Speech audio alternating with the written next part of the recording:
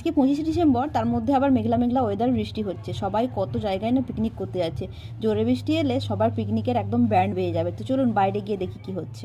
এই দেখুন সুরজ মামাকে একদম বাদলে ঢেকে ঢেকে রেখেছে, মানে ঢেকে রেখেছে। একটু একটু সুরজ মামা বেরোনোর চেষ্টা করছে, আর একদম চারিদিকে একদম মেঘলা মেঘলা ওয়েদার।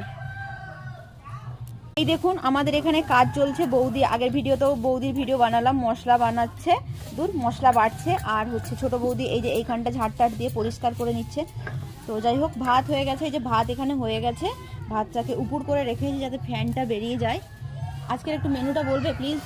আজকে মাংস, কষা মাংস, ডাল আর চাটনি, পাঁপড়, মিষ্টি, পাঁপড়, দই ইত্যাদি। যাই হোক, এই যে বলে দিল মেনু। মানে পিকনিক করার কথা ছিল, কিন্তু দুদিন পরে আবার আমার যে মানে কাকা শ্বশুর, ওনার আরও বাৎসরিক আছে, এই জন্য আমরা আর গেলাম না। শেষ।